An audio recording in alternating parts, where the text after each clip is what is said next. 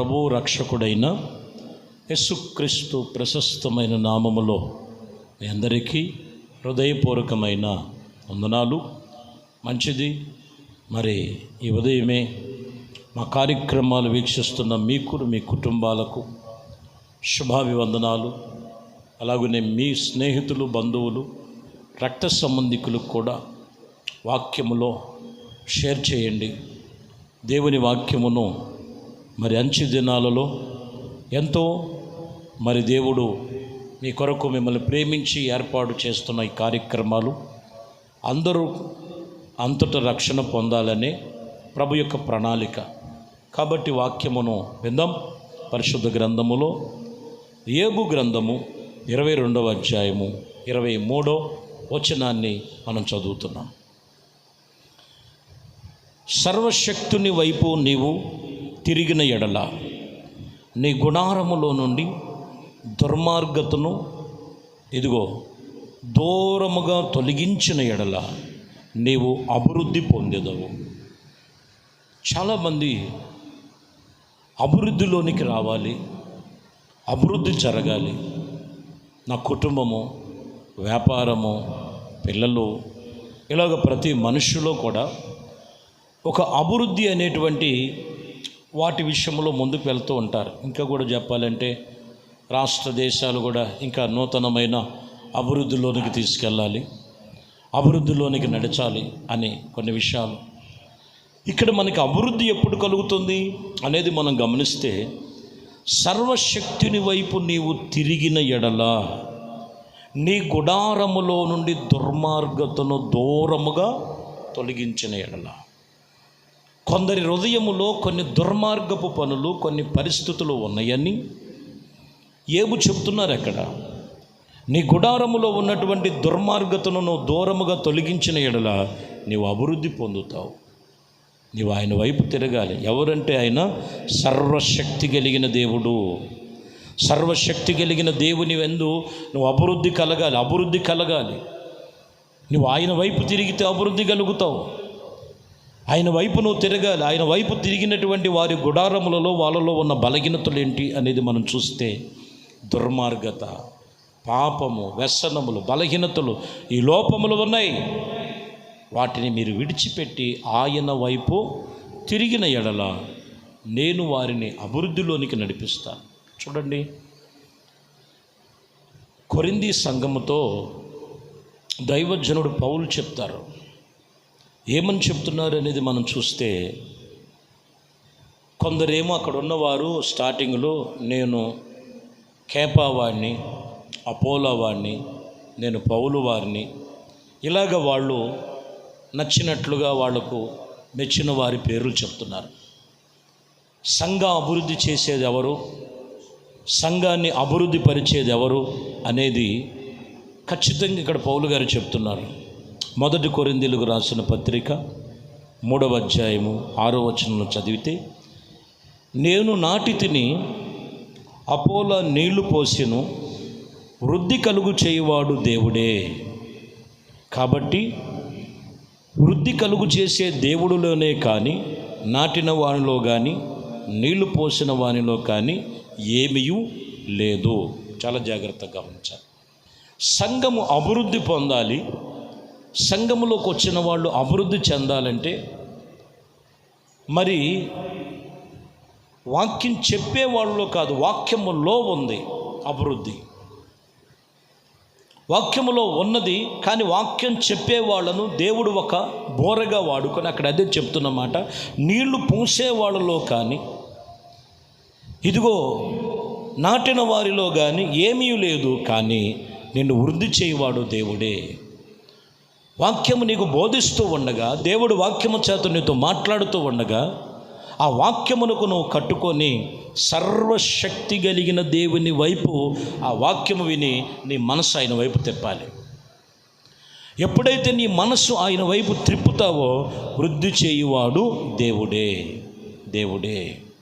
దేవుడే నిన్ను అన్ని విషయాల్లో వృద్ధి చేస్తాడు, అభివృద్ధిలోనికి తీసుకొస్తాడు. యోబు గ్రంథములో 8వ అధ్యాయము 5వ వచనము చదువుతున్నాం.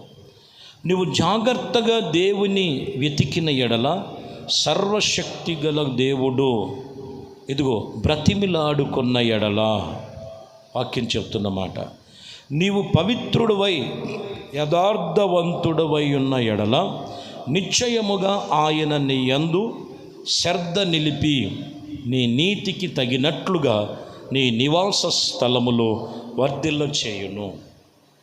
ఎప్పుడు నీవు జాగ్రత్తగా దేవుణ్ణి వెతకాలి, సర్వశక్తి కలిగిన దేవుణ్ణి బ్రతిమలాడుకోవాలి. నీవు పవిత్రుడుగా యథార్థవంతుడుగా నిశ్చయముగా ఆయన యందు నువ్వు శ్రద్ధ నిలుపుకొని నీతికి తగినట్లుగా నీవు నడుచుకున్నట్లయితే నీ నివాస స్థలములో దేవుడు వర్ధిల్ల చేస్తాడు, అది అభివృద్ధి చేస్తాడు. అభివృద్ధి ఎప్పుడు కలుగుద్దంటే నీ యథార్థతను బట్టి, నీ నీతిని బట్టి, నీ భక్తిని బట్టి, నీ పవిత్రతను బట్టి, దేవుడి మీద చూపించే శ్రద్ధను బట్టి. ఎంత శ్రద్ధగా నీవు ఉన్నావు, అభివృద్ధి అక్కడే ఉంది. హోషేయ గ్రంథం ఉంది. హోషేయ గ్రంథములో 14వ అధ్యాయంలో మొదటి 2 వచనాలు ఉంటాయి. ఇశ్రాయేలు పాపము చేత నీవు కూలితివి గనుక నీ దేవుడైన యెహోవా తట్టుకు తిరుగుము. కొంతమంది ఎందుకు పడిపోయారు, ఎందుకు కూలిపోయారంటే, ఒకటి, ఇశ్రాయేలును నీ పాపము చేత నువ్వు కూలితివి గనుక నీ దేవుడైన యెహోవా తట్టు నీవు తిరుగుము. మాటలు ఏం కలిగి ఉండాలంటే, మాటలు సిద్ధపరచుకొనుము, యెహోవా యొద్దకు తిరుగుడి, మీరు ఆయనతో చెప్పవలసినది ఏమనగా, పాపములను పరిహరింపుము, ఎడ్లకు బదులుగా నీకు మా పెదవులను సమర్పించుకొనుచున్నామని చెప్పాలి. అప్పుడు నువ్వు అంగీకరిస్తావు. చూసారా, మీ పెదాలతో ముందు పాపమును పరిహరించాలి. ఎడ్లను, కోడెలను, గొర్రెలను బలులు ఇవ్వటం కాదు. ఇక్కడ ప్రభు చెప్తున్న మాట ఏంటంటే, నీ పాపములు చేసినటువంటి విధమును చూసి వాటిని పరిహరించినట్లుగా ఎడ్లకు బదులుగా నీ పెదవులను నర్పించుచున్నాము, మా పెదవులను అర్పించుచున్నాము. నీ పెదవులు దేవునికి అర్పించాలి. ఈ పెదవులతో కొంతమంది చూడండి, నోటితో ఇష్టం వచ్చేట్టు మాట్లాడి నీ వైపు తిరిగానంటే మనసు తిరగకోకుండా, మాటలు మానుకోకుండా నువ్వు ఎన్ని తిరిగినా, ఎన్ని ఆలోచన చేసినా ప్రయోజనమేమీ ఉండదు. అందుకని పాపము చేత కొందరు కూలిపోయి ఉన్నారు, అభివృద్ధి లేదు.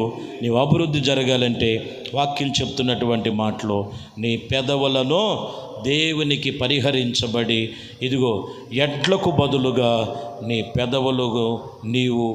పెదవులను నర్పించుచున్నానని చెప్పాలి.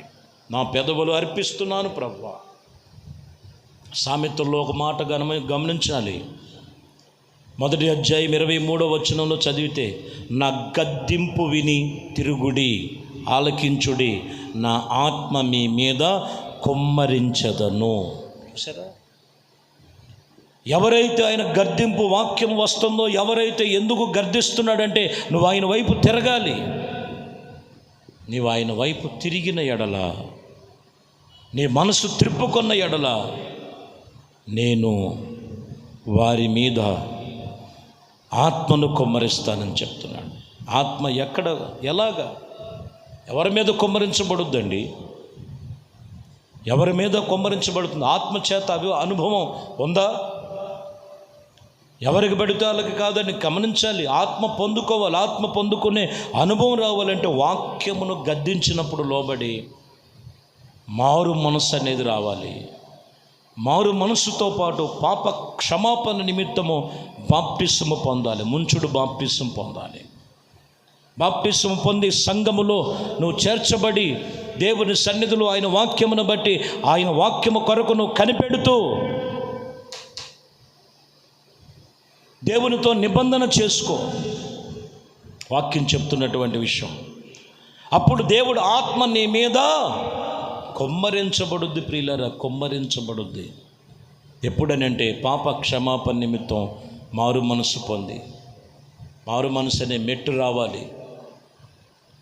దేవుడు సన్నిధిలో బాప్టిసం అనే మెట్టులోనికి వచ్చి మారు మనసు అలాగనే ఆత్మ సంబంధమైన పరిశుద్ధాత్మ పొందుకొని నిశ్చయమైనటువంటి తీర్పు దేవునితో తీర్మానం చేసుకొని నిశ్చయత చేసుకొని పానార్పణములుగా దేవునికి సమర్పణ కలిగి జీవించే జీవితాలు కలిగి ఉండాలి. వారి మీద ఏదో వాక్యం చెప్తున్న మాట ఇక్కడ మూలముగా చెప్పేటువంటిది ఏంటంటే, నా గద్దింపుకు ఎవరైతే తిరుగుతారో ఆలకించుడి, నా ఆత్మ వాని మీద కొమ్మరిస్తాను. కొందరు ఆత్మ కొమ్మరింపు లేదు. ఎందుకంటే యెషయా గ్రంథములో మనం చూడొచ్చు, 32:13 మనం చదువుతున్నాం.